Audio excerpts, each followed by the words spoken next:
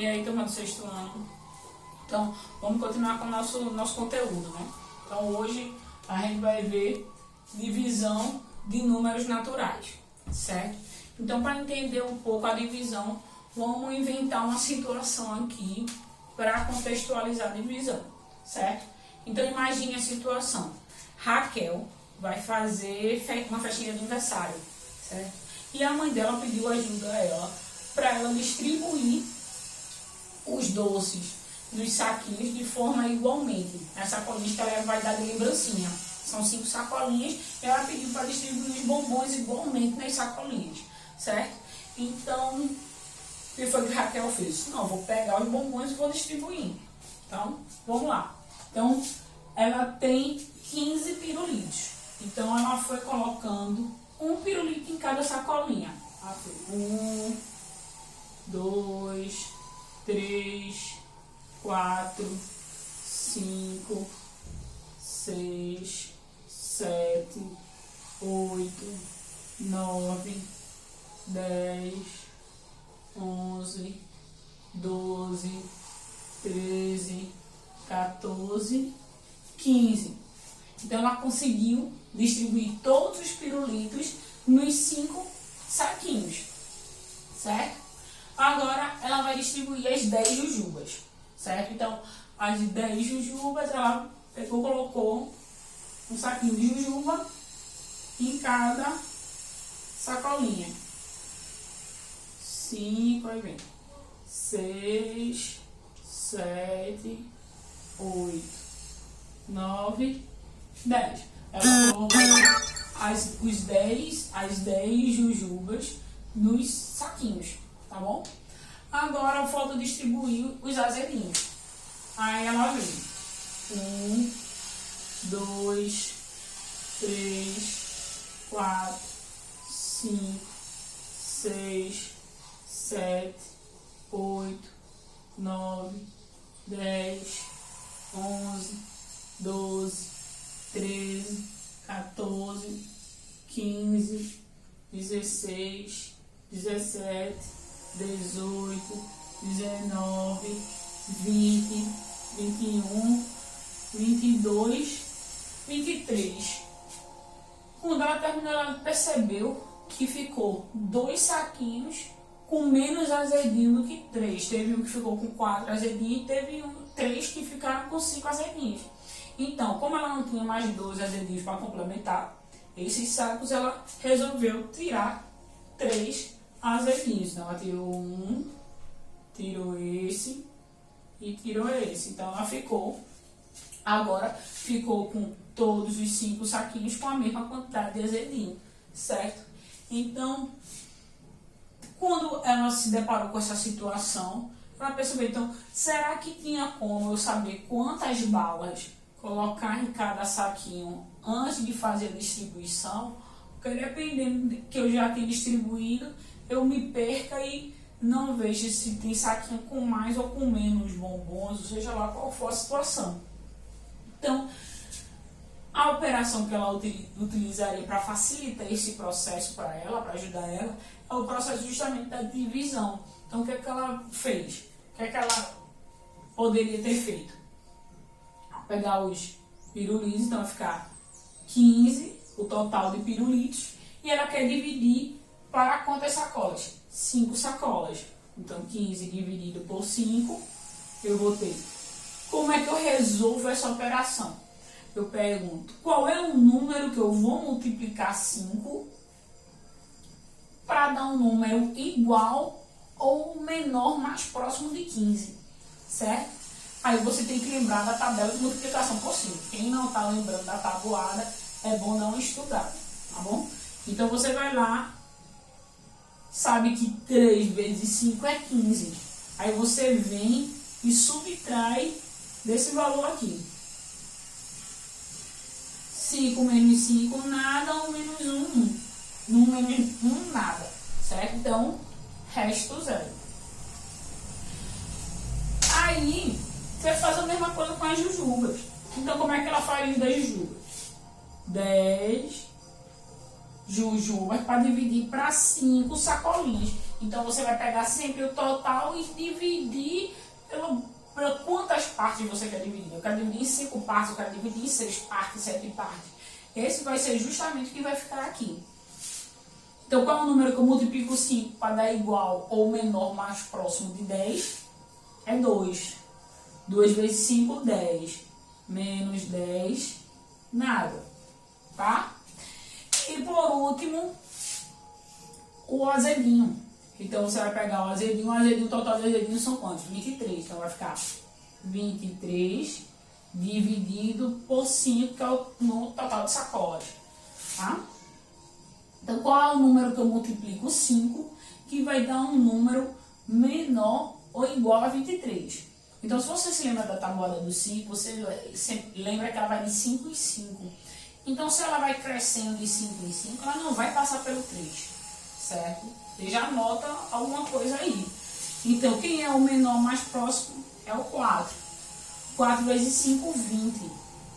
Então, subtrai 20 aqui.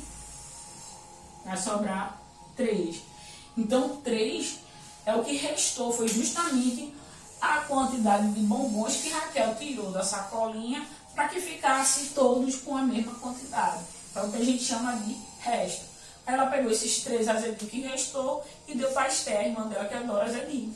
Certo? Então, como é que a gente formaliza isso? Esse cara aqui, que é o Dzão, é o que fica aqui. Ou seja, sempre o total, né? É o que a gente vai chamar de dividendo. Dividendo é o total, tá? Quem está aqui na janelinha, né? Quem fica aqui na janelinha é o que a gente chama de divisor. Ou seja, ele vai te dizer em quantas partes você vai querer dividir aquele total, tá? Então, é o que a gente chama de divisor. O número que você multiplica o divisor, que vai dar um número menor ou igual ao dividendo, é o que a gente vai chamar de quociente, tá? Então, quociente é o cara que vai multiplicar o divisor para dar um valor menor ou igual ao dividendo. E esse carinho que sobra ou não sobra é o que a gente chama de resto, tá bom? Então, note que não tem como dividir sem saber multiplicar. Então, multiplicar é a força motriz da divisão, é o que vai fazer você poder dividir, tá? Então, o que a gente chama de algoritmo de Euclides, tá? Algoritmo de Euclides é justamente a relação. Como é que a gente escreve a relação da divisão com multiplicação? É isso aqui. Ora, você nota aqui o quê? Quem é esse cara? É esse vezes esse, mais o resto. Note que aqui, ó, nessa situação, 4 vezes 5 dá 20. 20 mais 3, 23, que é justamente esse cara aqui. Então, esse vezes esse somado ao resto deu 23. E o que é que acontece quando a divisão é exata? Você soma por zero. Então, o resultado da multiplicação já vai dar direto no dividendo, tá? É isso que a gente vai dividir em chamar de divisão exata, as divisões com resto zero, e divisão não exata, as divisões em que o resto não é zero, ou seja, isso aqui é o símbolo de diferente, tá? Diferente. Então, se não é zero, ele é diferente de zero, ok?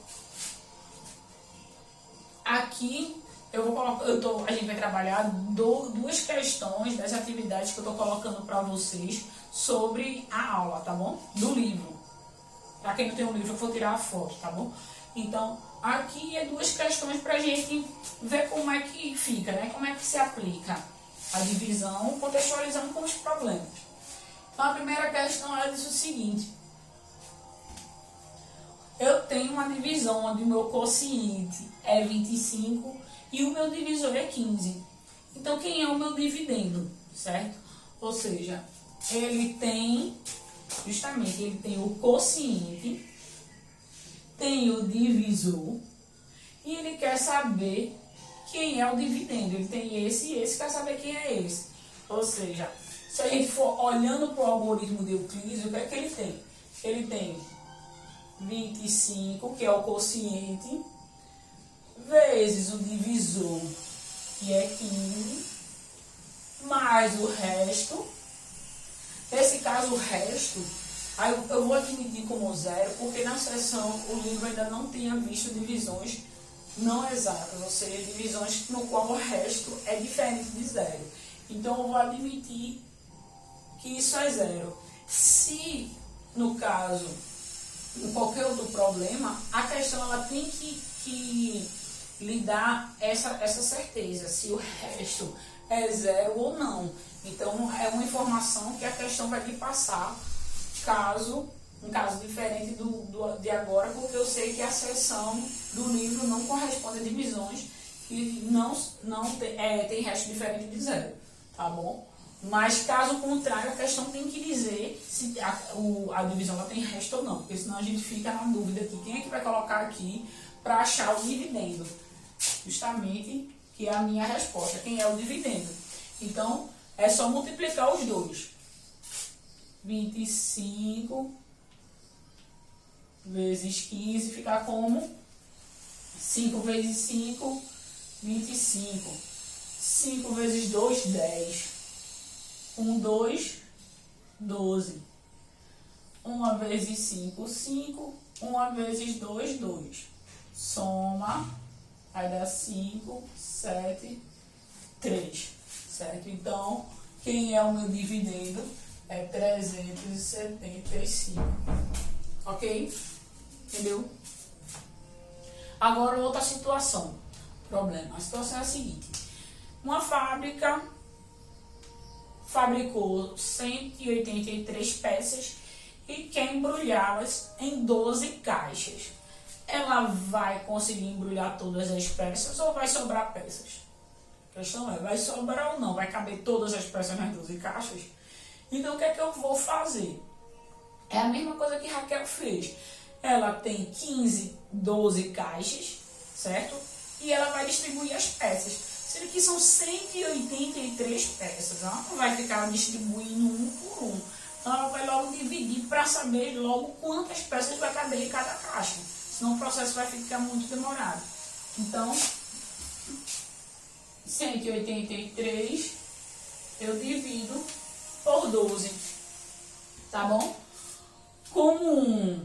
Lembra que a gente vai pegando da maior ordem até a menor ordem do dividendo e comparando com o divisor para ver se é maior ou igual. Eu só posso dividir se o dividendo for maior ou igual ao divisor, né? Se esse número for menor do que o meu divisor, eu não posso dividir, tá bom? Então, a gente vai olhando ordem por ordem do número, certo? Acrescentando ordem a ordem e ver quando o número for maior ou igual, a gente divide, tá bom?